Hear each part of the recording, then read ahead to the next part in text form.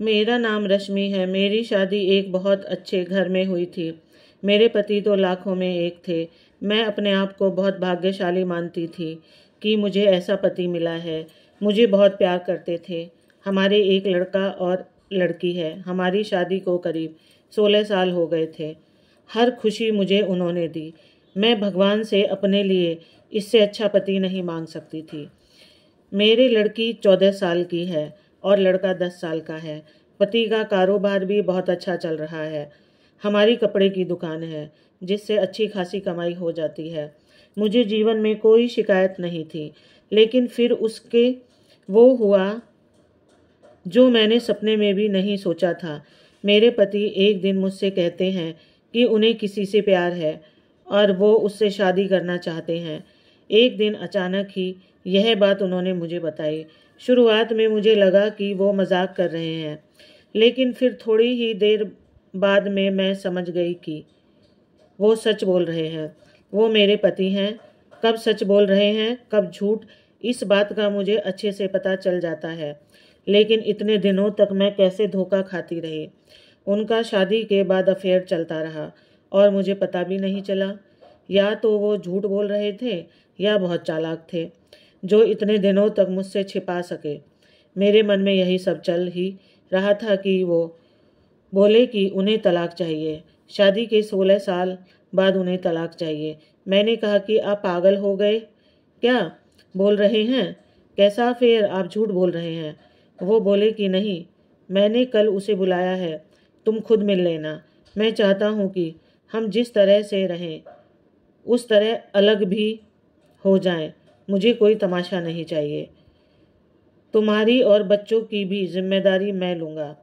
तुम उसकी चिंता मत करो। अब मेरा दिल बेचैन होने लगा था। मैं सोच रही थी कि यह सब जो बोल रहे हैं झूठ हो, लेकिन मन में शंका और डर आ गया था कि कहीं यह सब सच ना हो। उस रात मुझे अच्छे से नींद नहीं आई। सुबह होते ही मेरी नज़र उन पर थी। फ़ोन पर बात कर रहे थे, पूछ रहे थे कि कब आओगी। मैं तब भी सोच रही थी कि यह सब मजाक हो। कुछ देर बाद दरवाजे पर बेल बजी। वो दौड़कर दरवाजे पर गए और सच में एक लड़की दरवाजे पर खड़ी थी। वो अंदर आई। उस लड़की को मैंने पहले नहीं देखा था, लेकिन वो सुंदर थी। उसकी उम्र 26 की थी।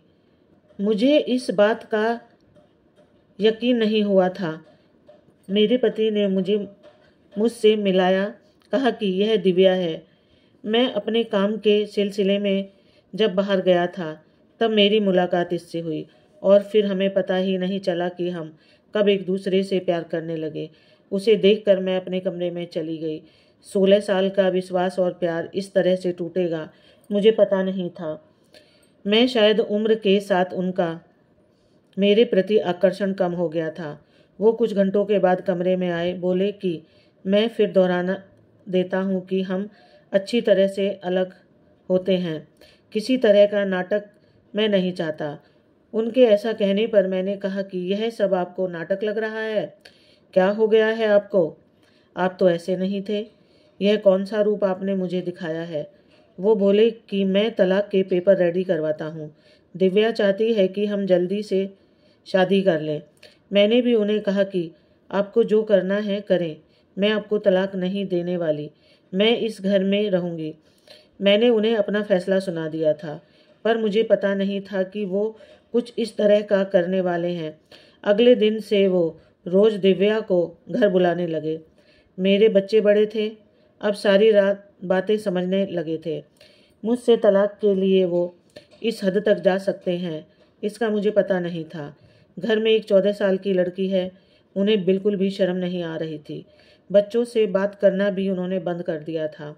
बच्चे भी उनके पापा का यह रूप देखकर दुखी थे। एक दिन वो दिव्या के साथ हाल में बैठे थे। हमारी लड़की से उन्होंने पानी मंगवाया। पानी लेकर वो गई और गलती से पानी दिव्या के ऊपर गिर गया। मेरे पति ने उस दिन हद कर दी। वो दिव्या के लिए मेरी लड़की पर हाथ उठाने वाले थे। मैंने उन्हें यह करते देख लिया और वहीं से उन्हें जोर से कहा, यह क्या कर रहे हो? पागल हो गए हो? मैं जानती हूँ तुम यह सब क्यों कर रहे हो।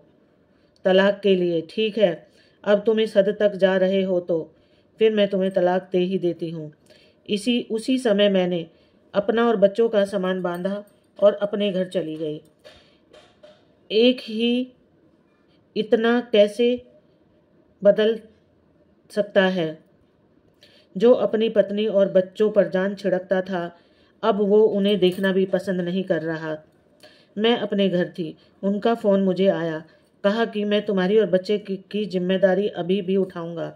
कुछ भी ज़रूरत हो तुम मुझे फ़ोन कर सकती हो, मैं पैसे भिजवाता रहूँगा। मैंने कहा कि मुझे तुम्हारे पैसे की कोई ज़रूरत नहीं है। इसी के दम पर तुमने उस लड़की को इम्प्रेस किया है।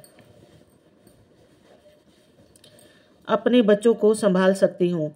उम्र के इस पड़ाव पर आकर इतनी अच्छी लाइफ जीने के बाद मुझे फिर काम करना पड़ेगा, इसका मुझे अंदाज़ा नहीं था।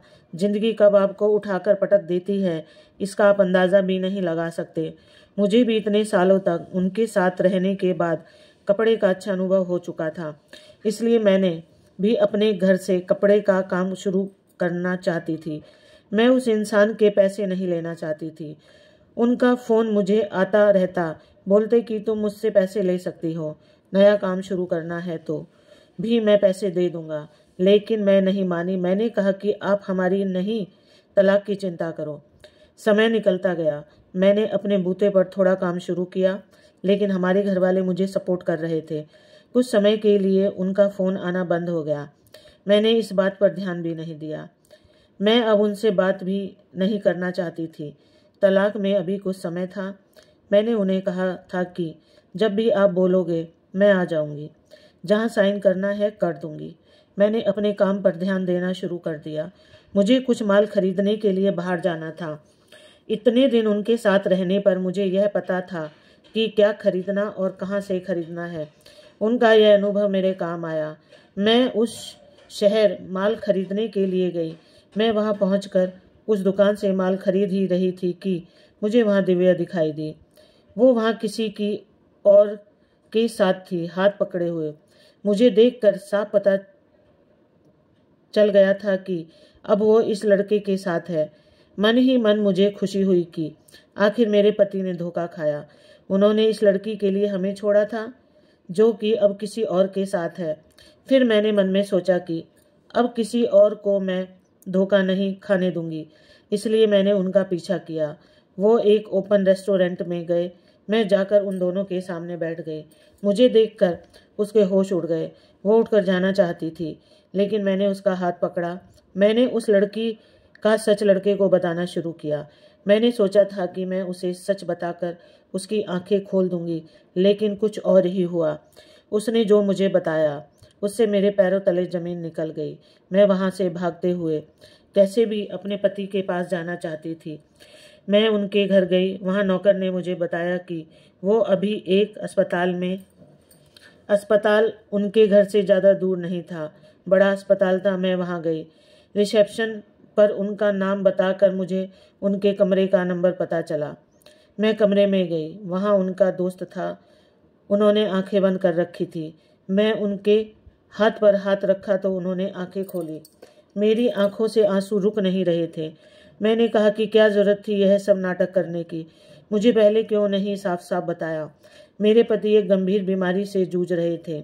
वो हमारी जिंदगी से दूर जाना चाहते थे, ताकि उन्हें कुछ हो जाए तो हम ज़्यादा दुखी ना हों। उनके इसी दोस्त ने उनके कहने पर उस लड़की के साथ मिलकर यह नाटक करवाया था। मैं अब उनके पास बैठकर घंटों रोती रही। बच्चों को भी मैंने बुला लिया। अब हम उनके साथ ही रहेंगे। अभी उन्हें हमारी और हमारे प्यार की सबसे ज़्यादा ज़रूरत है। मैं भगवान से दुआ कर रही हूँ कि वो हमारे साथ ही रहें, उन्हें कुछ ना हो। मुझे विश्वास है कि ऐसा होगा। इस समय उन्हें परिवार की ज़रूरत थी। राधे राधे। आपको कहानी अच्छी लगे तो कमेंट बॉक्स में ज़रूर बताएं।